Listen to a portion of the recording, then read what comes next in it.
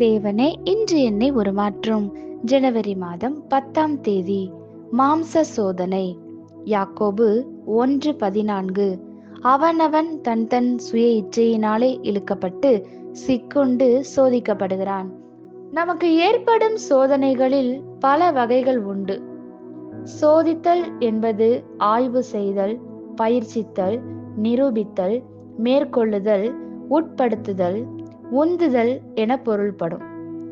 அமைதலாய் வந்தாலும் வெளிப்படையாய் தாக்கினாலும் சோதனை என்பது நமக்கும் தேவனுக்கும் இடையே வந்து நம்முடைய மதிப்பை நிரூபிக்கிறதா இருக்கிறது.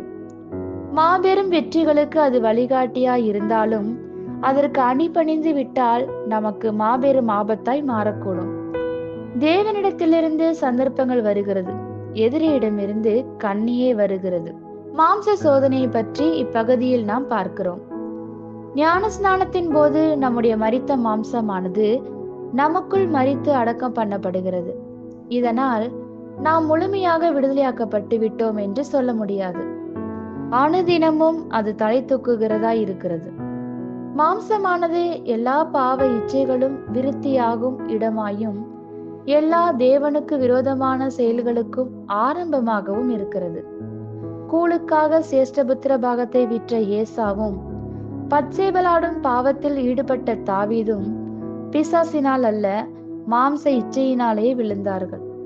மாம்ச ஸ்பாவத்திற்கு விட்டு கொடுப்பது நிந்தையை கொண்டு வந்தாலும் அது நிகழக்கூடாத சம்பவம் அல்ல. இதன் மேல் நமக்கு வெற்றி தேவை என்றால் நம்முடைய மாம்சத்தை சிலுவையில் அறைந்து விட வேண்டும். மட்டுமல்ல, மாம்ச ஸ்பாவத்திற்கு அனுதினமும் மறிக்க வேண்டும். அது விரும்புகிறபடி செய்ய அனுமதியாமல் பரிசுத்த ஆவியானவரின் ஆளுகைக்கு கீழ் நம்மை உட்படுத்த தீர்மானிக்க வேண்டும்.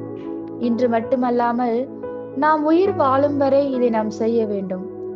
மாம்ச சிந்தையை சிலுவையில் அறைந்த பின்னர் உங்கள் சரீரத்தில் ஒவ்வொரு பகுதிகளையும் பிதாவுக்கு ஜீவபலியாக ஒப்பு கொடுங்கள்.